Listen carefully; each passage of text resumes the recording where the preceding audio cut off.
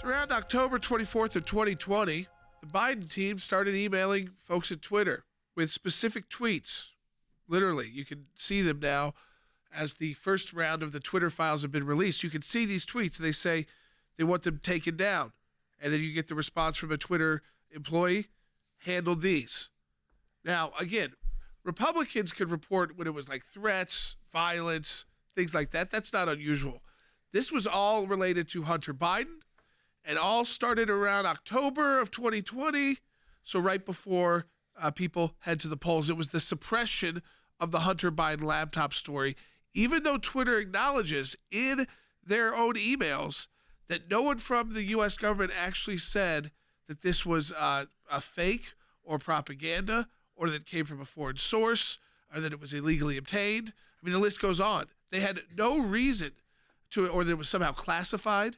That there was no reason, but they said, oh, we're being cautious. So we will, again, do the Democrats' bidding. And this, again, is what Elon Musk wanted to expose, is that right up through the election day, they were literally going through Twitter at the Biden campaign and having tweets taken down from high-profile people to names. And when you look at this, you'd have no idea who they are. You know, what's also interesting is, and we found this out in our FOIA litigation, and that is that in the loop on all of this was a name that'll be familiar, James Baker. Who is he? He was the general counsel of the FBI when James Comey was the FBI director.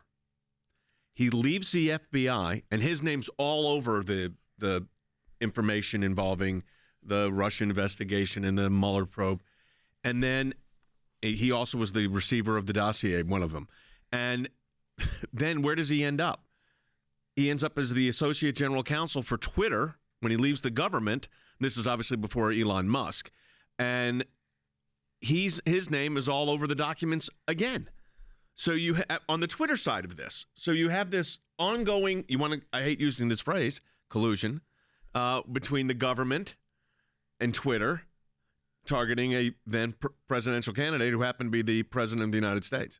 And remember that James Baker was in the meeting when the insurance plan was discussed with Andy McCabe and Strzok and Page, which led to Strzok and Page ultimately being taken off the special counsel's team.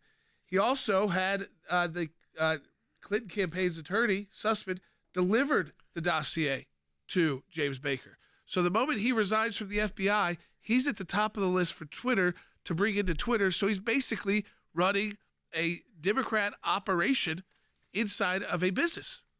And we found this out because of our work with the Freedom of Information Act litigation and our government accountability project, and that's how we got this information. Yeah, absolutely. And we are in the just the middle of our matching challenge for the month of December. Obviously, December is a very important month for all organizations, and we really could use your support. So go to aclj.org to make your donation today. It was fascinating to watch in real time the kind of release of all of that. Has that ever been done before? I don't think so. And that was done with Matt Taibbi, who is a world famous journalist. Rolling Stone. Yeah, was Rolling Stone for 20 years, then pushed back a little and was essentially relieved of his duties. Even though he'd been there 20 years. And I'm a big fan. I was a fan when I didn't agree with him politically. I was a fan of his work. I'm a subscriber to his Substack, so I'm always paying attention to what he's doing. I don't even know what that is, but that's all right. So to have him be the one who released this, I really liked that. It was a good way, I think, to do it if you're Elon Musk. So instead of him putting all this out, he went to one of the top journalists in the world and had him do it. So it's pretty interesting.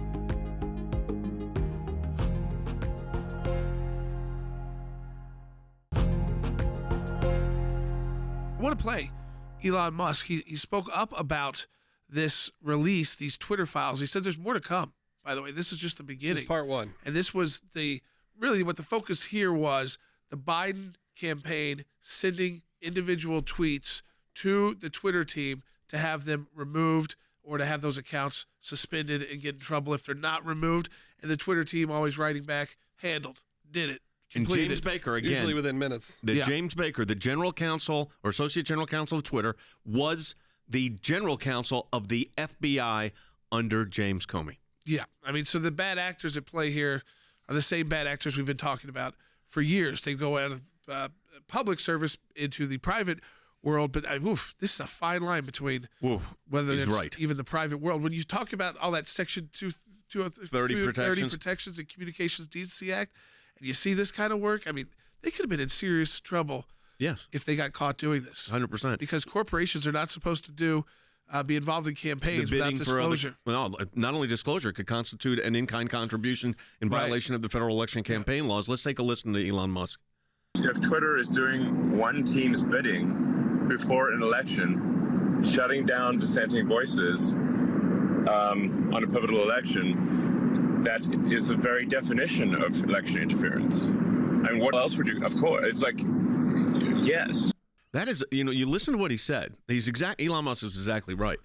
It is election interference. But I want to keep drawing this nexus between the players, right? James Comey, we know. Jim Baker, general counsel of the FBI, becomes the associate general counsel of Twitter, who mysteriously, when they're now communicating with them on the lead up to the 2020 election, what happens? Presto changeo, all this stuff's removed. Yeah, exactly. They have this direct line to Twitter, which a lot of us would love to have. They had it. As well as they said, conservatives did have it, but used it a lot less. They also said this was done without really the knowledge of the CEO of Jack Dorsey, who, again, has been sort of made off to be a bit of a supervillain. And as we've learned over kind of time, is he kind of wasn't. He was actually one of the few voices for free speech that was out there, but was so heavily controlled and had sort of given up on the platform because of how toxic it had become. Was very supportive of Elon taking over. And we have really interesting things. I would encourage everyone to go read this, read the Twitter files on Taibbi's Twitter. It takes some time. It's a lot to kind of digest because they did it live on Twitter. And what's pretty interesting, they didn't announce it this way. They announced it with Elon saying, hey, this time I'm going to be going live with the information on the Twitter files. Then nothing showed up. Then all of a sudden, I got an email, because I'm a member of Taibbi's Substack, saying, I'm about to release something on Twitter. I know you guys are supposed to get everything first because you pay to be here, but just to let you know, it's a pretty big deal, and I have to release this publicly. And then within minutes, that happened. They released a podcast on it, kind of breaking down how it all worked. Then all of a sudden, it's coming from him, and then people started to put the pieces together. That a lot of this content was given to a real investigative journalist, which is great, who was able to break it down. Hopefully, we're going to get a lot more information It's from also this. because Elon Musk released the files. Now, it's granted, they're a private company, Twitter, so, but he released the files. But again, I want to draw on the fact that the ACLJ, we filed a FOIA request. I'm talking about a couple of years ago. To get more than that, to get this information, and then we could draw the link in between the general counsel of the FBI, who mysteriously becomes the associate general counsel of Twitter. And I want you to understand the makeup of Twitter, because that's important, and that was in this file because you look they're at open secrets. Where the political donations come from. So in 2018, there was a total of 309,000 political donations, just by the staff, not by like a PAC or something like that. 96.38%, so almost 97%, went to Democrats. 3.6%, $11,000 went to Republicans. In 2020, almost $1 million donated in total. 900,000 of that went to Democrats. 14 grand went to Republicans. But it got even worse in 2022, this cycle. A total of 185,000, so lower because of midterm. Democrats, 165,000, 99.7% of their employees. Republicans got $450. Whopping $450. 0.27%. Well, so you know their biases. There, the bias. If you were a Republican who was reporting something legitimate, the bias against you was still overwhelmingly strong to not act or to ignore you. And you think Elon Musk is doing the right thing by disclosing it? I personally do. I think we need to know what's going on there. Because there is, as Jordan said, these protections that these big tech companies get. So listen to Congressman Steve Scalise, who talked about this just over the weekend. We told the big tech companies, save your documents. There are things we've been asking them for months, for over years, that they haven't been sharing with us. And Elon Musk has been exposing what happened at Twitter. They're not the only ones that have been doing this. But the Hunter Biden laptop story was probably the most high profile that we've seen of many other stories that were suppressed. The problem is when you look internally, there were a lot of discussions. There were these ministers of truth, and a lot of these tech agencies have them. That's kind of translation is somebody that wants to suppress conservative speech. I'm just going to tell you, you listen to what Steve Scalise says. They get congressionally, they have statutorily all these protections. Where there's litigation you can't bring, they're not responsible for content. And some of that I understand. But what I don't understand is you get all of that, and at the same time, you're basically asking for a total free pass. Let's go ahead and take a phone call. Go to Richard in Arizona on line 1. Hey, Richard. I ran a voter ID petition on Twitter, and it was censored so heavily I had paid for a commercial account, and it was supposed to be made in monthly installments. Within a month, they took the full amount out of my checking account, which overdrew my account. Yeah. Richard, I'm not sure exactly your details, but there is a lot of stifling on political speech in terms of, I know they weren't allowing political ads to run. Like, I know we've had issues running ads. On Twitter. Yeah, I know that specifically during election season, they kind of were one of the first to say, we're not going to take a lot of money based on it. So that may have something to do with that. But it's also, we know now, looking at these documents, what was going on inside, and who knows exactly for your case. But in general, we know that there was a lot of conversations happening back and forth between these campaigns. Well, let's go ahead and take Kelsey's call from Georgia. Thank you for taking my call, gentlemen. My question is about 18 U.S. Code 241, conspiracy against rights. I think that this is an applicable statute concerning the Twitter leak, that these people in both government, corporate, and media at Twitter, they colluded to deprive people of First Amendment rights of free speech. They also denied the right of the New York Post by censoring it. The press has the right to get that information out. And then if you look, when we get to the COVID part of this. Let's not go. I don't want to get into that. Let's focus on what the topic is today. So here's the question. Under 18 U.S.C. 241, that is the general conspiracy to deny civil rights criminal statute. So in other words, to establish, first of all, to bring that, the Biden administration's Department of Justice would have to bring that case. Not going to happen. Okay? Let's assume there was this conspiracy and it met the elements of the crime. And you got to prove intent. There's a lot of things. But the action, Richard, has to be brought by the Department of Justice. And I just don't see any circumstance where that's going to happen. What is interesting is going to be, what does Congress do? Now, at the House level, we know now you're going to be able to bring these individuals forward. And I think there's going to be a lot of names, some that we may know, like the Bakers, but others that are just going to be Twitter staff that we don't know about, who will want to know, who told you, like, to start deleting these? Because some people were just, following their boss's orders.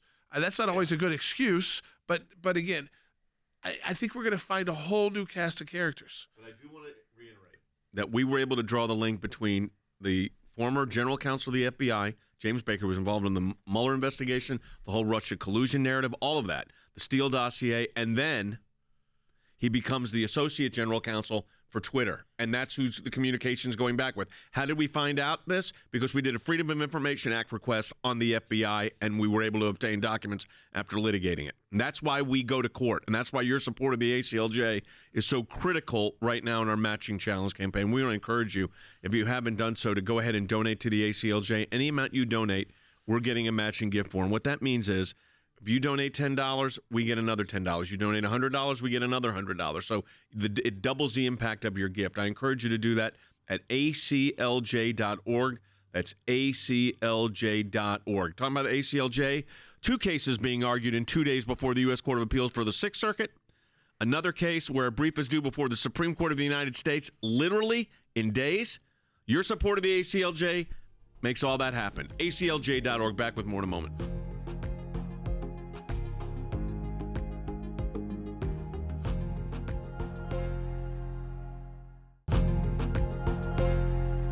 All right, welcome back to Sekulow. We are joined by our Senior Advisor for National Security and Foreign Policy, Rick Grenell. And Rick, I want to go right to you with this because Iran has felt, obviously, the public pressure because their Attorney General has announced that they have disbanded their morality police, the one that was responsible for the death of one of the protesters that led to this explosion of protests. Now, we have no idea if that's actually the case, if this has actually been done.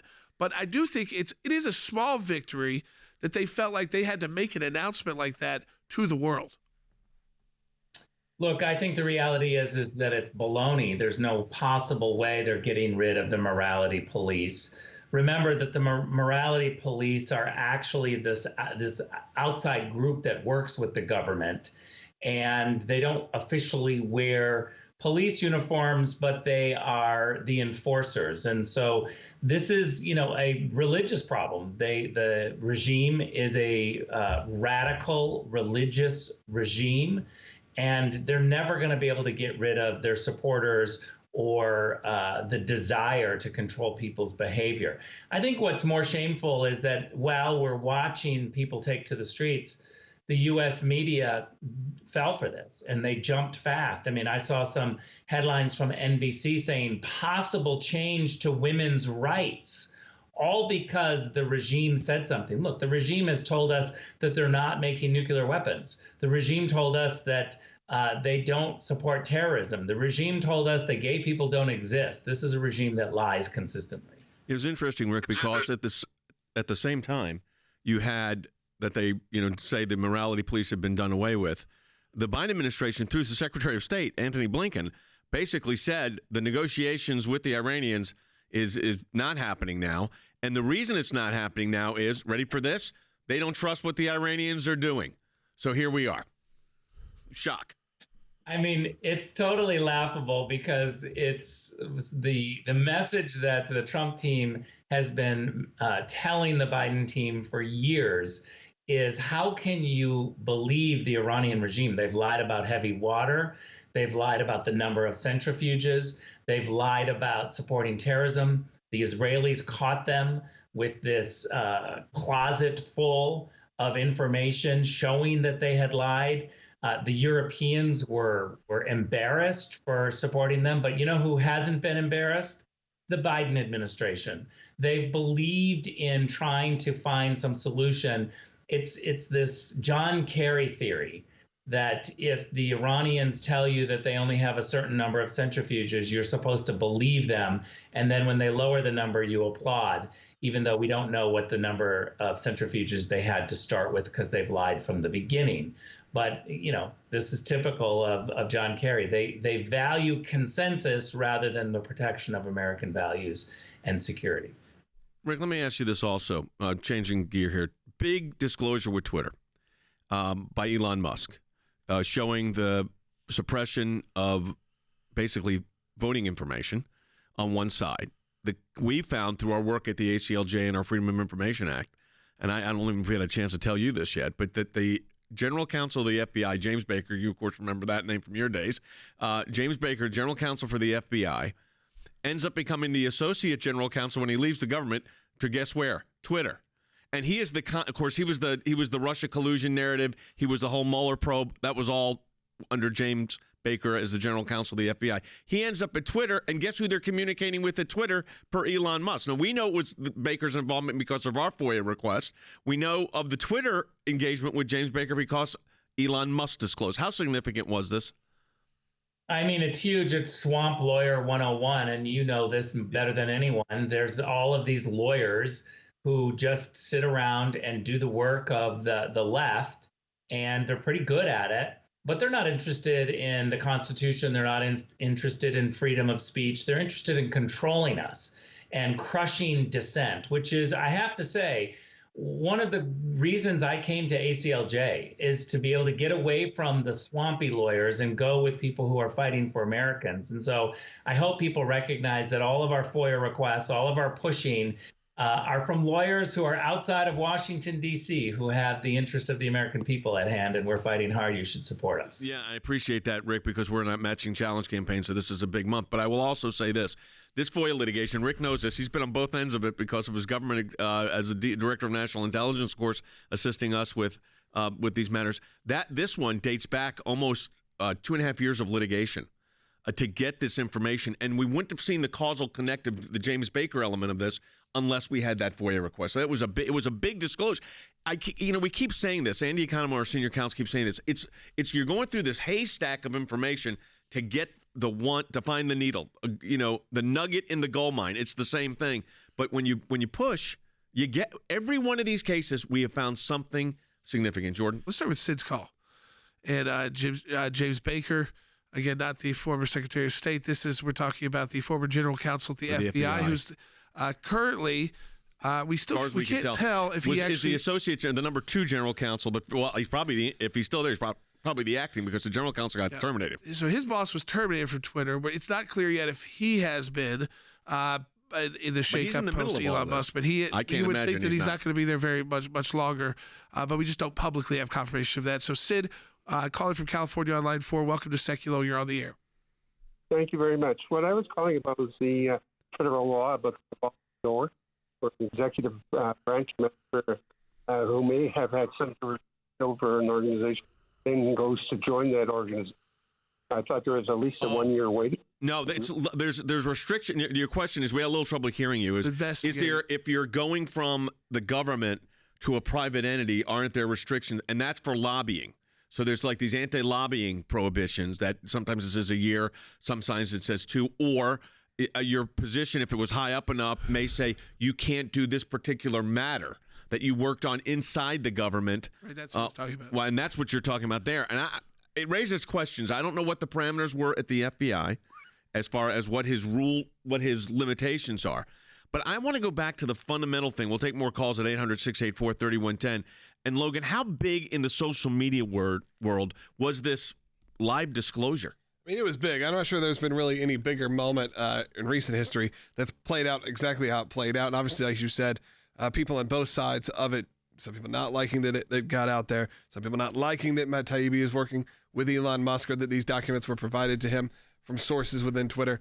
So all of that kind of happened all at once. But no, I think it's a huge deal. It's still one of the top stories. And now they're trying to spin that, he is a hack journalist and all these things, when the guy's had a big career, a huge career.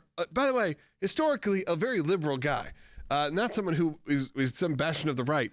Now, has changed a little bit over the last few years, much like a lot of them, because he hasn't gone to the extreme left. And, if you're not to the extreme left, then all of a sudden you're the enemy. And that's what happened here. And it is a big deal. It's something that people should really dive into. As you said, it may not make... I feel like there's more press about... page B5 of the There's New more York press Times. about him putting it out than what's in the discovered. content. Yeah. Right. Logan, what's been the fallout on that? Because a lot of the New York Times made all the way to B5. Yeah, I mean, the conservative press praised it. The liberal press said, he's disgusting. He's leaking private documents. This is, if he's willing to do this, what else is he willing to do? So all trying to come up with spin, but never nonpartisan. Never anyone saying, oh, well, maybe we should actually look at this. It's all Elon good, Elon bad. There's no nuance in any of it. So, which tells you that, again, because of our work on the FOIA issue, we found out the common link with all of this was the former general counsel of the FBI, who became the associate general counsel of Twitter, James Baker. He was involved in the dossier. He was involved in Mueller, and he ended up at Twitter. This is obviously pre-Elon Musk. So we were able to get that because we went to court and got the documents, which established all of that. Yeah, exactly right. And I think it shows the importance of the work of the ACLJ, what we're able to do at the American Center for Law and Justice. With your financial support, when we have these matching challenges, it's so important if you're able to donate to contribute to that at ACLJ.org, because it puts the pieces together long term. You show that these actors who were there in the meeting saying we've got the insurance policy, who are there actually getting delivered to them the Steele dossier, and then who are they sought out for when they leave the public sector and government, Twitter. And they're brought over as the Twitter deputy general counsel to then weigh in on matters like suppressing the Hunter Biden laptop story weeks before the presidential election. I mean, when you think about that and the nature of the election interference. First of all, if the FEC, which isn't going to happen, or DOJ, not going to happen, were to investigate that could be deemed an in-kind contribution. I mean, it could violate all kind of federal election commission laws. But I can't imagine that this Department of Justice is going to touch it.